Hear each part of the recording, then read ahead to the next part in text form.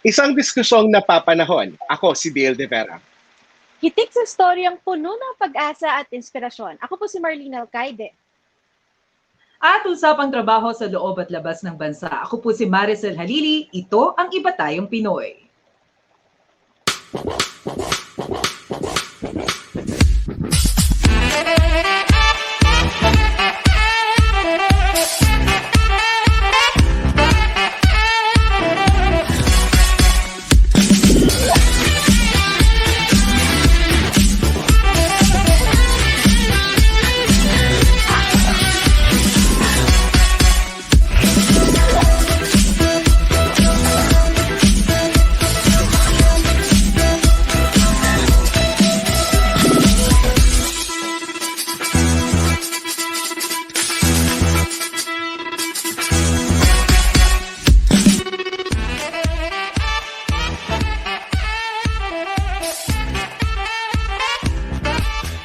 Guys, kamusta?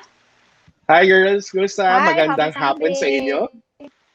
Oo. Alam mo, I'm sure marami yung makaka-relate sa episode natin ngayong araw. Lalong-lalo na yung mga kagaya natin ng mga batang 90s.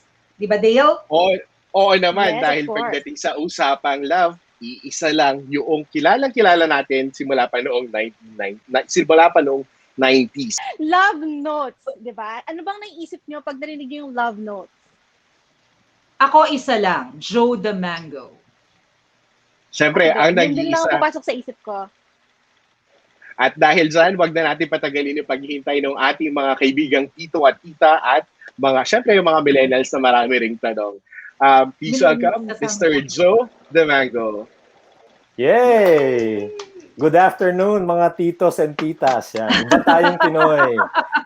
Excited ako na imbitahan niyo ako sa programa ninyo. Dale, Maricel, and Marlene, maraming salamat. It's an honor and privilege to be part of your show. And meron tayong common denominator, kumbaga, TB5. So maraming salamat. It's like a reunion of some sort. Oo, Thank you for pero inviting me to your program. Excited kami kasi pinagbigyan mo kami na makasama ka nga namin ngayong araw na to. Pero Sir Joe, hindi na namin papatagalin, no? Kasi pagka sinabi mo talaga na love advice, mga usaping pag-ibig, una talagang taong pumapasok sa isip namin, Joe the Mango. Pero of course, ako, isa sa mga tumatakbong question sa isip ko, kamusta naman kaya yung love life ni Joe the Mango? Well, isa lang masasabi ko dyan, makulay. Ano Well, wala namang, I've been married for 31 years, no? Wala namang perfect relationship, wala namang perfect marriage, no? So, may mga ups and downs ang relationships natin, no? Importante, you're committed to the person you said, I love you to, and I'll spend the rest of my life with. And importante, nag-uusap kayo, you communicate your thoughts and feelings. And you sit down and just help each other sort out what you feel.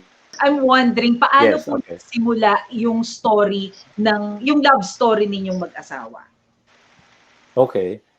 Nag-start siya noong 1986. Wow. Kinanganak na ba kayo nun? Opo, ako. Okay. Hindi pa po. Hindi pa po. Hindi pa. Nag-start ako sa radyo noong 1985. I was 19 years old. I was still in college nung nagkaroon ako ng opportunity to be in radio. And nung 1986, 89.9 DWTM was born. During the February Revolution. Magulo, masalimuot yung kapaligiran noon. That's when I started my career in FM radio. And sometime in 1986, I met someone on the phone.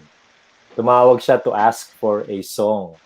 So, syempre, binata ka, you entertain mga callers mo, ganyan. So, I asked her na bakit niya gusto yung song na yan. Wala, sabi niya, I love listening to radio and it's the first time that I chance upon your station and I just want to ask for a song. Anyway, doon nag-umpisa kami sa phone. And eventually, I met her in person and naging kami. So, and everything else was just destiny, I guess. Nice. Fan pala si Mrs. Yes. Sir Joe, naalala mo pa ba kung ano yung song na ni-request niya? Hindi ko na matandaan. Ang naalala ko, kasi nung unang tumawag siya, nahiya ako tanungin yung phone number niya. So, nung pagbaba namin ng phone, nangihinayang ako kasi sabi ko baka hindi na siya tumawag or something. So, ginawa ko, nag-play ako ng song ni Dennis DeYoung. Ang title nun, Call Me. So, I played that song hoping na, syempre may konting adlib yun. No? I played that song hoping na nakikinig siya and she would call me. So, hindi ko alam. Siguro parang na-feel niya para sa kanya yung song na yun. And then she called again. Siguro mga several conversations yun several calls, no? Before I finally mustered the courage to ask for her phone number. Pero nung hindi ko pa alam yung phone number niya, yun yung song na lagi kong piniplay. Yung Call Me ni Dennis DeYoung. Wow. At dahil saan, kapag mag-report ako, papatugtugin ko rin yon after. Yes, no, bakit hindi? Yung secret ninyo, bakit tumagal ng 31 years? Of course, you mentioned communication kanina. Well, nung una kasi, di ba, nagla-love notes ako na I felt like in time na I was so full of myself na I felt like the success of our relationship was simply because I knew how to handle relationships dahil nga ako si Mr. Love Guru, no. But I realized, no, years after, when we became Christians, no, na it's just because of God's grace na mag-asawa pa rin kami. On our own, we wouldn't have made it, no. Alam niyo naman ang buhay ng mag-asawa, kahit gano'n nyo kamahal ang isa't isa. Dumarating yung time na there are times that you don't, struggling to like the person is you even struggling to like the person. Dumarating sa buhay ng mag-asawa, no matter how much you care and love for each other, na minsan talagang you don't see eye to eye. No? So it's important that you are firmly grounded in your faith. No? You believe that God is the center of your marriage, and then everything will flow from that. Of course, there's always a need for forgiveness, the humility to ask for an apology if you made a mistake. And lagi ko nga sinasabi, make the relationship more important than the issue at hand. Kasi minsan, kapag nagkakaroon ng di pagkakaunawa ng mag-asawa, you focus on the issue rather on the relationship. And that's the source of so many heartaches and trouble in any marriage or in any relationship for that matter. Sir, so doon ba sa 31 years nyo ng marriage, meron ka bang masasabi na doon sa time mo sa love notes, parang kamukha nung nangyari sa relationship ninyo? Nakaka-relate? Oo, kung yung nakarelate ka ba? Normally naman, sa dami ng permutations ng relationships na pwede mangyari, no, sa love notes, nagre-revolve lang naman yung mga stories sa certain themes. No? Yung theme na to is wanting to be loved, the need to be loved, and the desire to love someone. And somewhere along these lines, nagkakaroon ng problema kasi yung taong gusto mo, ayaw na sa'yo. O yung taong mahal mo, hindi ka na mahal. No? So it revolves around that. So I definitely can relate to a lot of stories. And I don't know kung trivia to, I don't know if you know about it, no? Pero I've had my own share of my struggles in my marriage in the year 2000. It was the peak of my career, and I had a problem with my marriage. If you research it, mapapakinggan nyo pa yung episode na yun. I think nasa YouTube siya or so you can still listen to it. It's a letter that I wrote for my wife. Muntik na kami maghiwalay. But that was at the peak of my career. And during that time, sabi ko, if I bring this out in the open, I might lose my credibility as Joe the Mango. Sabihin ng mga tao, advice ka na advice, sarili mo palang relationship, hindi mo maayos, no? But I felt like I needed to be honest with myself and honest with everyone else. And I strongly believe it was a story that a lot of people can learn from. Kaya hindi ko na inisip kung ano mangyayari sa career ko. I aired that episode. No? 2 episode yun, 2 Fridays. 1 linggong pag-ibig. Naayos din naman after 1 week. Pero it was ayoko na siyang maalala, no? Pero I want to remember it because of the lessons that I learned from it. Yun. Sorry, sir, I have to ask. What was the reaction of the people who follow you? Yung audience when they learned about the story? I remember nung I opened my program saying that a lot of people think I know everything about love, no, but I just want to let you know that I'm just like everyone else. I hurt people and I get hurt. So doon ako nagumpisa sa premise na yun, ano. And then I shared my story. When I shared my story, it was an open-ended story. Kasi hindi kami okay nung Friday. I mean, weeks before pa that, no. Pero when I shared it, hindi kami okay noon. So everything was in limbo, and parang ang dating nung story ko is that parang maghihiwalay na kami. No, that was one Friday. And alam mo naman nung time na yon, puro fax lang naman, wala pa namang messaging or anything, no. Talagang punong-puno. We normally consume about 2 rolls to 3 rolls of fax paper every Friday Magic Madness, eh. Kasi yung mga nagpapabate from banks and everything.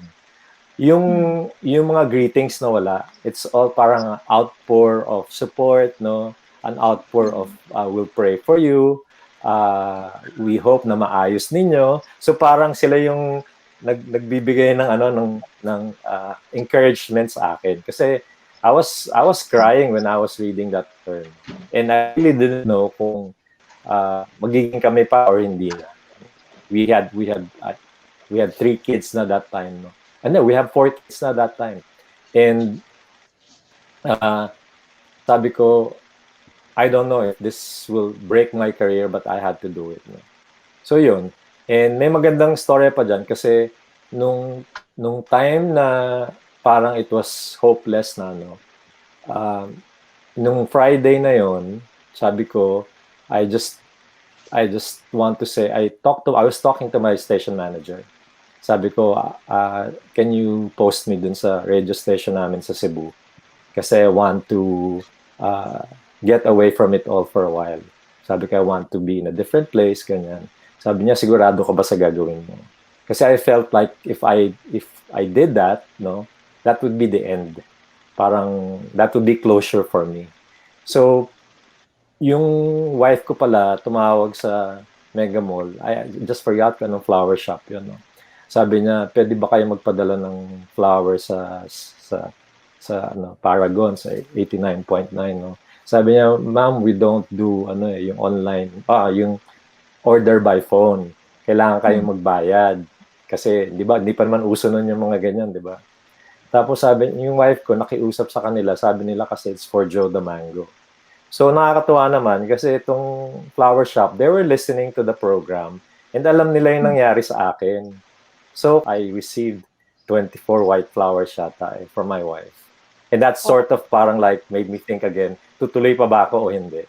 So, looking back at it, no, nakakatuwa kasi there were people who actually helped us get back together in one way or another. Yung bulaklak na yun was instrumental kasi parang napaisip ako kung itutuloy ko pa ba o hindi. Simply because of that. So, yun. And then a week after that, nagkaayos ulit kami. So, part 2 of that story was yung we were back together. Of course, it's not easy. But we made the decision that we will work this out together. Yun. Oh, that's a nice story. Marlene. Yes, Marlene. Marlene, welcome back. I know, wala yung signal ko. Welcome back to our program, ha? Thank you for coming. Pakihingi nga advice namin, ha? Pwede. Doon ka ba, para naging source of inspiration mo ba yung relationship nyo para sa mga binibigay mong advice, pieces of advice sa mga letter sender or callers mo? Or it's the other way around? Well, maraming pagkakataon, no, na I'm able to relate to the stories that I read simply because I experience it in my relationship, no, in my marriage most specifically. Kapag di kayo nagkakaintindihan or maraming mga sitwasyon na you're not experiencing it the way they experience it based on their situation, pero the same feelings are there, no? Feelings of sometimes resentment, feelings of rejection, feelings of disillusion ka or discouraged ka. All of those feelings, we feel them. Iba-iba nga lang yung context. So, I can say that I can definitely relate to that. And sometimes, yung mga storya na nababasa ko, no? Pag nag-iisip ako, ano bang sasabihin ko dito? Biglang may mangyayari sa amin na sitwasyon na sobrang related dun sa storya na yun. And experiencing that makes me more, I think, in tune with the story and allows me to give a better and more sensible advice. Kung saan ba galing yung Joe the Mango? Yun, okay. Well, nung time namin sa radyo, nung 1985, pag mag-work ka sa radyo, hindi pina-practice gamitin yung sarili mong pangalan. They would normally give you a name that would mas may recall, ganyan, sometimes funny, sometimes odd, no? So, nung they were brainstorming, since I was new, no? They were brainstorming, bata tong DJ na to, tapos very passionate and excited pa sa career niya. Ano bang maibibigay nating pangalan? So, I remember there were like 4 very senior DJs who've been in the industry for the longest time. Nag-isip sila ng pangalan. And one of the pegs na kinuha nila was Joe DiMaggio, the famous baseball player who was the second husband of Marilyn Monroe. So nilaro-laro nila yon. Sabi nila, bakit hindi Joe the Mango para mangga, para relatable. So nung pumasok ako sa room, sabi nila, may pangalan na kami sa Joe the Mango. Tapos parang napak-cringe ako kasi bakit gano'n? Nakakatawa naman yung pangalan na yan. Little did I know that will be like my signature. I mean, that will launch the career na hindi ko akalain would last for more than 2 decades, that name. So, natatandaan mo pa ba yung spills mo or yung lines mo or lines that made you a household name? Can you give us, kumbaga, well, I think yung everyone calls me Dear Joe, no? I think yung pinaka popular yung that the way I open the program every Friday, no? I would turn on the mic and say, hello and welcome to another episode of Love Notes. Dear Joe. So, yan. Yun yung lines ko. Hello and welcome to another episode of Love Notes. Dear Joe. Ang ganda naman kasi ng boses. Yan ba yung isa sa mga dahilan, Sir Joe, kung bakit talagang naging, kumbaga, kinagat ng tao, ng listeners yung show mo? Well, I think yung voice is definitely a gift from God. No, it's something that I think when I read letters, there's this certain emotion that is evoked simply because sabi nila yung boses mga bagay dun sa format ng program. Paano ba nag-start yung Love Notes? Yan, magandang story yan. Magandang question, Dale. No? Meron kaming programa sa Magic, no? It's called Friday Magic Madness. Rebel Day namin yan kasi ito yung day where you can play old songs. Kasi syempre during regular programming, you're sticking to a certain format and certain set of songs. Pag Friday, ito yung parang free for all, play whatever song you want, more or less, no.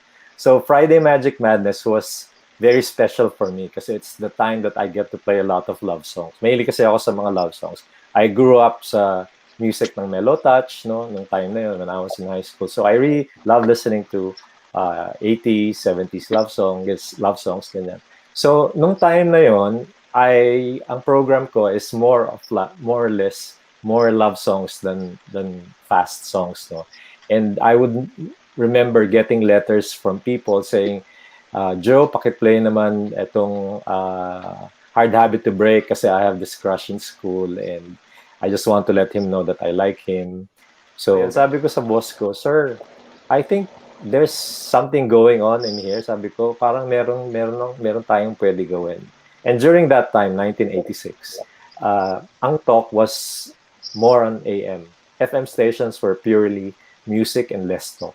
Sabi nung boss ko, medyo tabu yan. Mahirap yata gawin yan kasi not everyone are keen to just hearing people talk on FM. Sabi niya, but since sinabi mo yan, I was getting tons and tons of letters, as in paper bags of letters. Sabi niya, sige, pagbigyan kita, I'll give you 1 month to explore and experiment, and then let's get back together after 1 month and decide. So yung 1 month na yun na period na binigay niya sa akin to explore the program, yun na yung Love Notes, and everything else was history.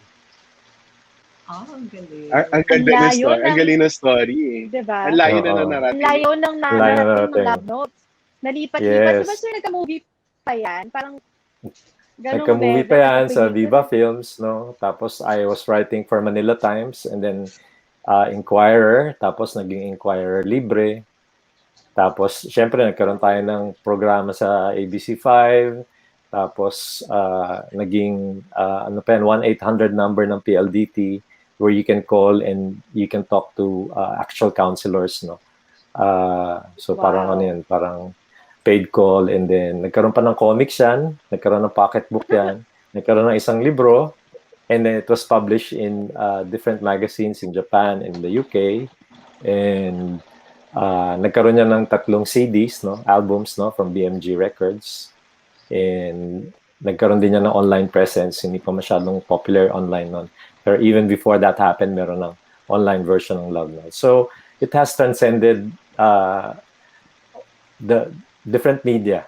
I think it was one of the programs ng first nung time na it was the longest running program ng ABC5 nung time nandun yung Love Notes, no? And it's the only program that has transcended all media. Kasi pati telepono, pati radyo, pati SMS, no, naalala nyo yung uso nun yung magsusubscribe ka to SMS alerts, yung parang ano, Yeah. ayun. So yun, lahat na, phone, internet, newspaper, television, movie, radio, print, yan. Love Notes yung original na multi-platform. Yan, no, yan yung original multi-platform. Diba? Ano po yung pinaka naging unforgettable na storya na nabasa nyo o nabigyan nyo ng advice na talagang tumatak sa inyo? And actually, laging tinatanong sa akin yan. No? Marami kasing storya talaga na unforgettable. Pero yung isang hindi ko talaga makalimutan, which I always use as an example, no? It's a story of 2 friends. No? Tapos naging sila. And then one time, nagpunta sila sa airport. Sabi ng boyfriend niya, pamit ko sa'yo yung best friend ko. He's coming from the States. So they went, no, nag-hug silang magkaibigan. They were happy together. They started going out, party, ganyan, no. Tapos sabi nung boyfriend niya dun sa best friend niya na lalaki, can you take care of the girl? Kasi nga, pupunta siya sa States to attend to some business ideas or business things, no. Sabi niya, sige, walang problema. I'll take care of your girlfriend. So they continued going out together, no? In the absence of the boyfriend kasi buddy-buddy sila, no? But one night, they got too drunk and something happened between them, no? So pareho silang guilty kasi alam naman nila hindi dapat mangyari yun, no? But parating na yung boyfriend, so they had to pick him up from the airport. So you just can feel how awkward it was, no? Na sinundo niya yung guy, excited siya. Uy, kumusta? Labas tayo mamaya, para na-miss ko yung labas natin. No? So, pareho silang, they're holding back kasi alam nila may ginawa silang mali. Now the guy owns a condominium in Makati and sabi niya sa girlfriend niya, ito yung susi, if ever malate ka sa work, o kaya umulan or something, pwede ka magstay dyan. Just let me know, sabihan mo lang ako para alam ko. And there was one time, she opened the door, saw her boyfriend and his best friend in bed. Oh my God. Naked in bed. So syempre, na-shock siya, tumakbo siya palabas, sinabol siya ng boyfriend niya. Sabi niya, let me explain. We just got drunk, nothing really happened, please. So hindi niya na binigyan ng chance yung boyfriend niya magpaliwanag kasi sobrang hurt siya. And she left. So that was the time she wrote the letter. Sabi niya, hindi ko alam ang gagawin ko. I love him, pero hindi ko matanggap yung nangyari. And sabi niya, there's one more thing. Sabi niya, how can I tell him that I'm pregnant by the boyfriend? So parang nag-twist yung story ang ganung huli. Parang sobrang entangled silang tatlo. They're in a, I don't know what you can call that kind of relationship. Pero sobrang entangled sila, na pareho silang, lahat sila may dilemma. And parang, wow, ano bang gagawin dito? Paano nga ba talaga to? Kasi normally, if you're in the situation, no, hindi mo nakikita yung bigger picture. You only see it from the lens of your emotions. And ang ginagawa ko lang is to sort of like take that person on a higher plane so that he or she can see his or her situation from a wider perspective. Ano ba dapat kong gawin? Pero I've always believed in honesty in relationships.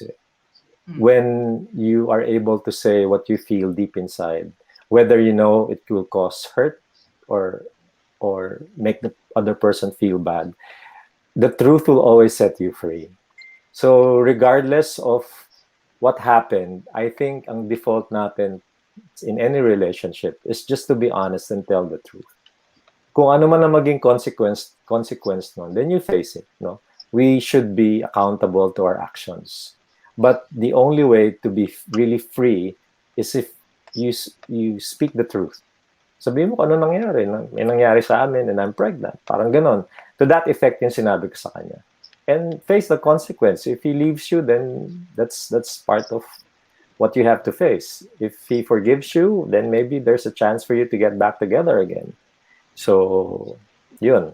Curious lang ako, why did you decide to migrate to Australia, to go to Australia, considering that you were doing really, really great here in Manila? Kasi sabi nga po ninyo, multi-platform, lahat, TV, radio, dyaryo, online. Bakit? Alam mo, magandang story yan, no? Si Chinky Tan, di ba may programa sa ABC5, no? Sabi niya, Joe, invite kita since ilo-launch mo na yung show mo. Mag-guest ka sa show ko. Ang umaga siya, Sunday. Ewan ko kung Sunday morning pa rin siya. So, sabi niya, mag-guest ka sa show ko para i-promote natin yung program mo. So, nag-guest ako sa show niya. So, we went to Green Hills, no, thinking that Chinky will talk about money again. Little did I know that it was a Christian service sa Victory Green Hills. Na si Chinky pala was the guest pastor nung time na yun. And July 1, 2012, we became Christians. No? That was the of my career in media, and I was also doing business. We had yung mga daughters namin, they had businesses. We had food retail businesses, no. Meron kaming franchise nung Joe Nachos, no.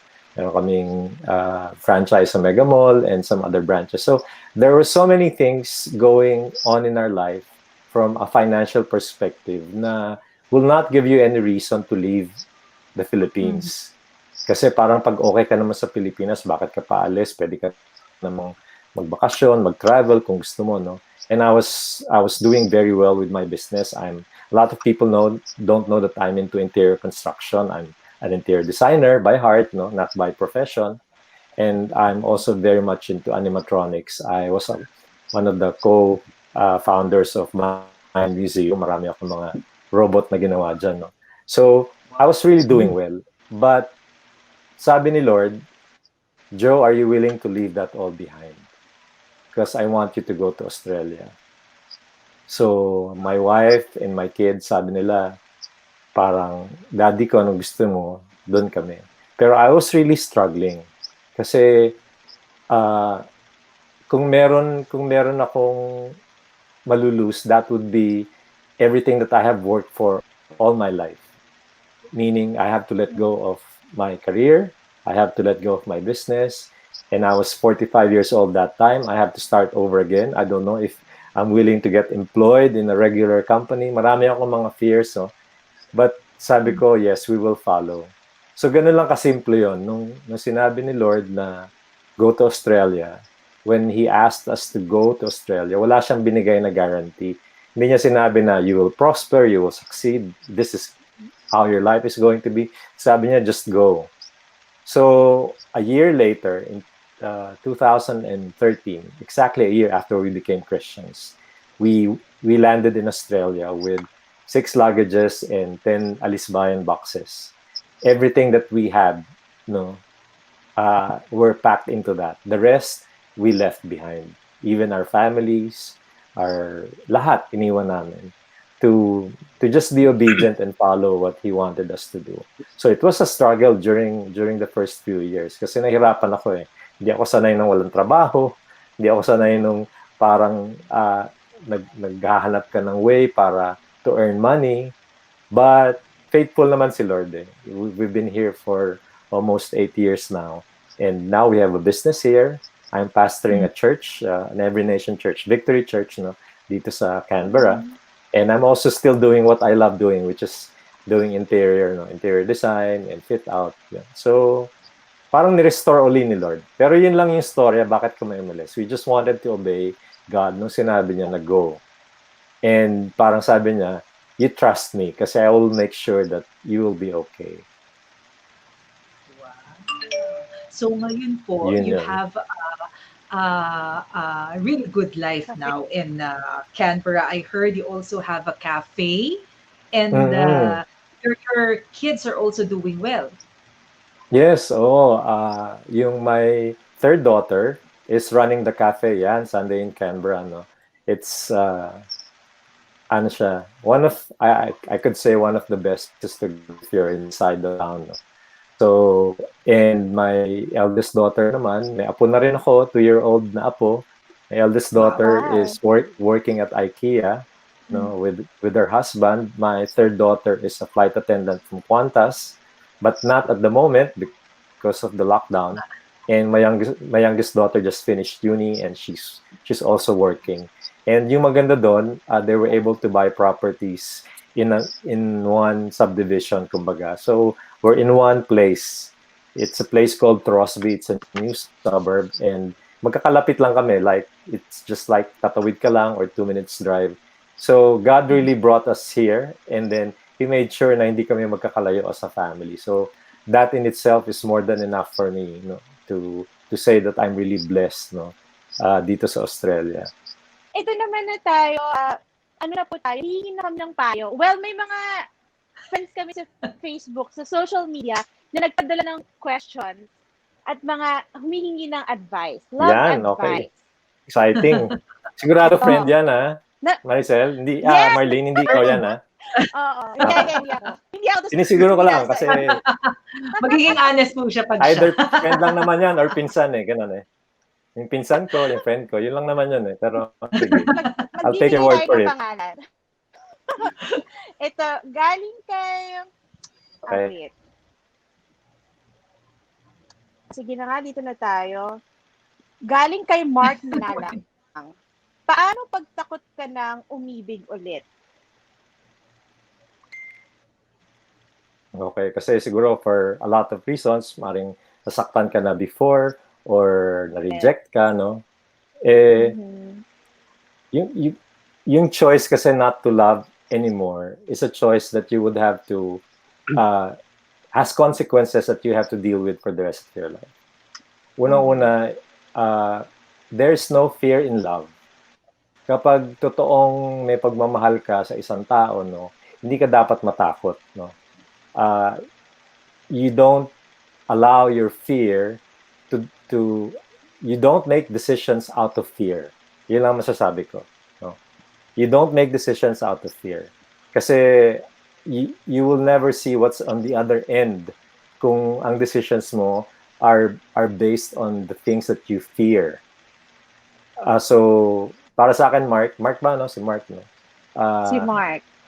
Okay lang kasi when you love, there's always a possibility that you would get hurt, no? So wag kang matakot magmahal muli. Kung ang pagmamahal mo sa isang tao is true and genuine and you get rejected, that's fine. At least, it's better to have love than never have loved at all, diba?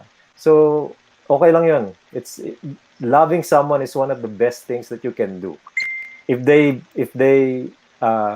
reciprocate it, then that's good. If they don't, at least you've loved them. And you can move on with your life and, pray that somewhere along the way, God will send you the person who would return the same feelings. And that will be your happy ending.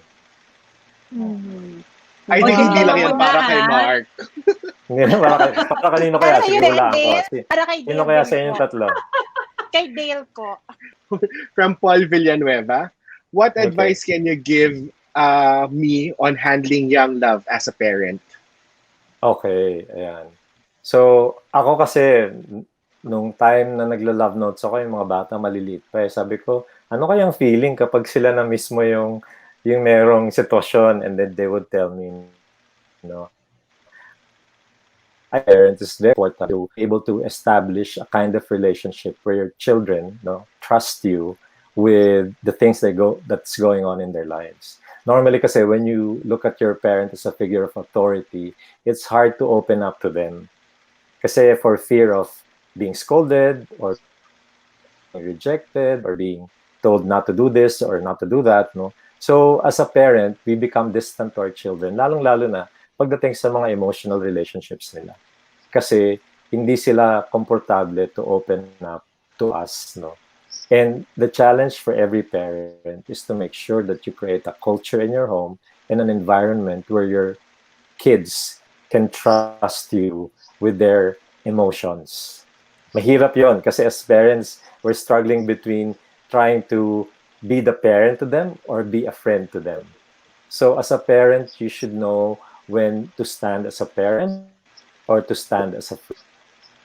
Sir Joe, eto, Yes, merong question yes. si Paul Mm. Samaritana. Feeling ko kay Paul, medyo nahihirapan siyang magtapat ng pag-ibig. Kasi ang question niya, paano daw ba magsasabi ng nararamdaman? Oh. Well, struggle yan for a lot of men, no? I guess, and a lot of women, of course, mas mahirap pag sa inyo nangyari, no? Pero there's no other way but to just let your feelings out, no? Para sa akin kasi, well, madali sabihin, I think, no? Kasi yung ibang lalaki kasi, ang greatest fear is fear of rejection, no? Hindi mo alam kung i-reject yung pagmamahal na ibibigay mo. But the only way to go about it is to tell the person what you feel for her. And be honest about it. Be prepared for the response. No? Sabihin mo, I've been holding this feeling for so long and I just know that I need to let this out. I don't know what the outcome will be or if you feel the same way towards me, but I just want to let you know that I care for you and I love you. And yun lang, ganun lang kasimple. Kasi you unload yourself of the burden of having to carry that feeling and living in the what ifs. What if, pag ganito, what if? Paano ka makakapag what if? Hindi ka pa naman nag-start. Mag-start ka muna, sabihin mo muna kung ano yung nararamdaman mo. Then deal with the what ifs later. No? Rather than living in regret all your life. Just be brave and be bold to say what. There's nothing wrong in letting a person know that you love them. It's what you do with what you feel that sometimes make things wrong. Pero if you're just saying to a person, I love you, there's nothing wrong with that. No? Ibang case if you're acting on it and then you're sinning or you're doing something that's not right, that's a different story. Pero letting the person know that you love him, there's nothing wrong with that. Because that's how you feel. Ayan. Paul, there's nothing wrong. Oo. Paul, go. Good Go luck. lang, Dale. Sabihin mo lang lahat na I love you. Ito, next question po. Anonymous to. Ayaw niya magpakilala.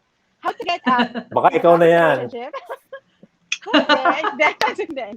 How to get out in a toxic relationship and how to start all over again when you feel like you don't know when you don't know who you are anymore. Okay. How to get out in a toxic relationship. Okay. Ayun. Madali sagutin yan, pero mahirap gawin yung sagot. Kasi when you are in a relationship, no, whether it's toxic or not, what you have invested of yourself is your time, your love, your effort. You've invested so much of yourself in the relationship. And it's easy to tell them to get out, pero mahirap gawin. Kasi nga, may emotional investment ka dun sa relationship na yon. But when you say, sinabi mong toxic, I don't know your context of what toxic is. Maybe na-feel mo, nasasakal ka na, or lagi kang sinasaktan, no? Then, I strongly believe that if love is not reciprocated, or if love is not mutual, then it's time to assess your relationship and decide whether or not you still want to pursue that relationship. If you feel mo na toxic, the first thing to do is to communicate with your partner. Mm-hmm. This is how I feel, and I don't think this is doing our relationship any good. So I think the answer is just to be honest about what you feel and be true to yourself. Do not allow your feelings, to hold you back in making a decision that is for your benefit, At the end of the day, you look after yourself, no? Kasi the other person, if that person truly loves you, then he should look after you. If he's selfish and just looks after his own needs, then let him be by himself. You should go move on with your life and find someone who would love you, treasure you, and respect you, and make you feel loved and welcome in the relationship. Okay, may follow-up Ang ganda siya. nun. May follow-up? Oo. May follow up. Pero paano raw siya magsisimula? When she feels like she doesn't know kung sino na siya ulit. I mean, sabi na, how to start all over again when you feel like you don't know who you are anymore. Well, nafe-feel ko parang she has lost her identity because she sort of like ininvest na nga niya yung buong time niya sa taong yun, no? Parang umikot na yung mundo niya dun sa taong yun. So she feels that she's lost her identity. And that's okay kasi that's what a lot of people feel if they're in a toxic relationship. I think the first thing to do is get out of the relationship. The second, spend more time with yourself, no? Huwag ka muna, don't jump into a new relationship immediately. Just spend time with yourself and look after yourself. And when you're in a position na you're confident na you're not getting into a relationship to parang for your needs to be fulfilled, then that's the time you can get into a relationship. So for the meantime, wag muna siyang pumasok sa kahit anong relationship and just meditate on her life, try to find out where she's at the moment in her life, and regain her self-confidence and self-esteem. So the thing that you have to remember is that you don't get into a relationship to feel something in you. You get into a relationship to bring something into the relationship, not to get something out of it. I think para sa akin, that's the best way to look at when it's time to get into a relationship or not. Okay. Sir Joe, Maisa pa. meron akong isang question here. It's from an anonymous person. Puro anonymous, This baka is naman not- mamaya ikaw Kayo na talaga lahat yung yan, bida. Kuha na ng tissue. Okay lang, Del. Medyo umiyak Okay na lang maging honest, Del. Huwag ka mahiya. No, hindi ko to question, pero may nakalagay na, don't say my name, please. Okay. This is sent via private message. Bakit mas pinipili natin mahalin ang taong di natin sigurado kung mahal din ba tayo, tulad ng pagmamahal natin sa kanila, kahit meron naman dyan iba na sure tayong mas kaya tayong mahalin? Okay. So, bakit mo pinipiling mahalin yung taong hindi mo siguradong mamahalin ka rin? Actually, I think, well, ang nakikita ko doon kasi, more of selfishness. Bakit? Kasi you want to get into the relationship para sa sarili mo, no? Para sa gusto mong mangyari. Even if you're not sure if that person is the right person for you. Nagtsatsaga ka dun sa relationship na yon, even if you think the person doesn't love you, because ang importante sa'yo kung ano yung nararamdaman mo. Ano yung naibibigay ng taong yon. And para sa akin, mahirap kasi when you say na you're staying in a relationship and you feel that the person doesn't love you, why would you stay in that relationship? No? And yung minsan kasi ang mahirap, yung taong mahal ka, di ba? Yung taong may gusto sa'yo, yun yung taong ayaw mo. Normally, ganun, di ba? Mahal ko siya, mahal ka niya, mahal niya iba. So, parang, again, it boils down to pointing to yourself all the time. Mahal ka ng taong yon, you know that person will make you happy. Pero, ang gusto ko kasi itong taong to eh. Kahit hindi ako siguradong magiging masaya ako sa kanya kasi hindi ko alam kung mahal niya talaga ako eh. So, nasan yung sentro nun? Ang sentro nun, ikaw. Hindi yung relationship, hindi yung ibang tao. Remember, if you want to get into a relationship, you should look at it from a mutually benefiting perspective. Hindi yung, I'll get into this kasi gustong-gusto kita, ang pogi mo, ang lahat ng gusto ko nasa yun, I'll get into it. Kahit you'll just play with my feeling. Okay pa rin kasi I feel good about it. It's not healthy. At the end of the day, you're on the losing end. Diba? And I always tell women, most especially kung babae yan, na lagi sinasabi, you should marry the man who loves you than the man you love. Okay. Sir, meron pa tayo isang question. Ito, siguro kapatid siya ni Duchess Catherine kasi ang pangalan niya ay Yesha Middleton. Uh, can you trust or forgive someone who betrayed and deceived you? Okay. Yung trust kasi, dalawang element dyan. No? Unang-una, forgiveness, and then yung trust. No? Yung forgiveness can come immediately, depende sa tao, no? But it should be the first thing that you have to do. No? Kasi kung hindi ka makakapagpatawad, hindi ka makakapagtiwala ulit. So the first thing that you have to work on is forgiving the person. When you have truly forgiven the person, the next thing that you have to work on as a couple is trust. Yung trust kasi has to be earned back by the other person. Ibibigay mo yun sa tao, but that person has to earn it. So, mahirap magtiwala ulit, no? But then again, when you have forgiven the person, it means that I'm giving you a chance to redeem yourself. I'm willing to trust you kung patutunayan mo na you're trustworthy. And kung hindi, then move on with your life. It's hard to live with a person who only thinks about himself and only is concerned about what he feels or she feels rather than what you feel. Yun. Wow. Oh my gosh. Thank you so Marlene, much, naintindihan mo. Sir Joe, for sharing your wisdom to us. Naintindihan mo na, Marlene, ha? Okay na. Marcel. si Dale, kanina pa siya nagpa-private message sa amin. Ang dami niya pang personal questions. Wala. Pero sabi namin, sa dami ng Oo nga. problema niya sa pag-ibig, tantananan niya, kailangan niya yung isang buong programa sa kanya. Grabe. Pero Grabe thank you so naman. much, Sir Joe, for joining us today. Salamat. It's an honor and a privilege. Nag-enjoy ako kasi ang tagal ko nang hindi nag-guest. Nag-guest ako recently sa mga programa, pero wala talagang yung live love questions. And I really enjoyed it. No?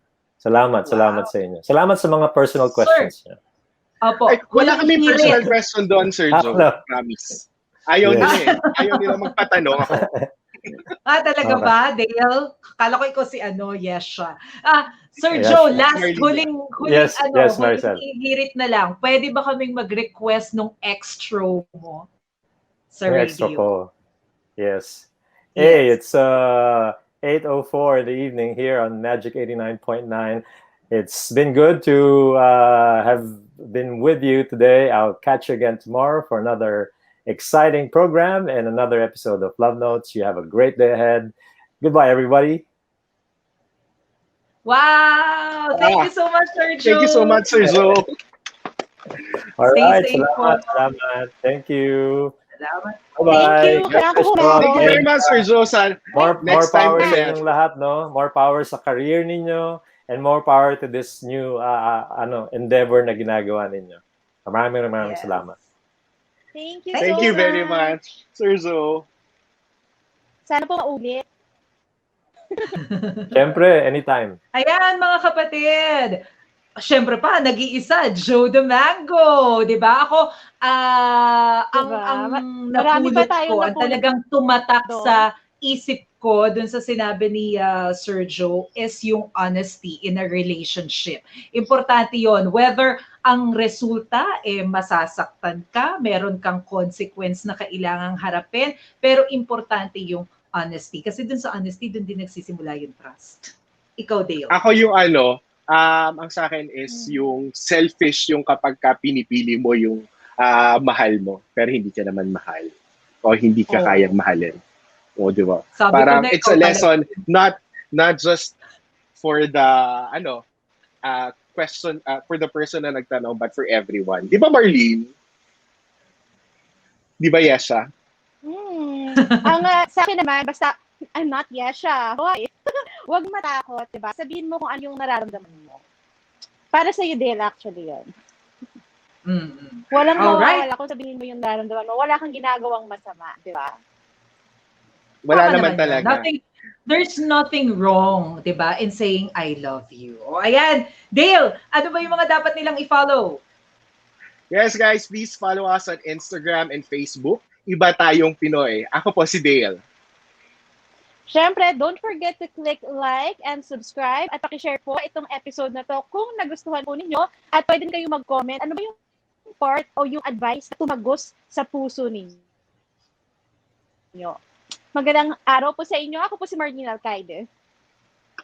And para sa ating mga bagong episodes at mga bagong kwentuhan, lagi niyo po kaming samahan tuwing araw ng Linggo, 2:00 ng hapon. Ako po si Maricel, ito ang Iba Tayong Pinoy. Thank you! Bye-bye! Thank you guys! Bye-bye!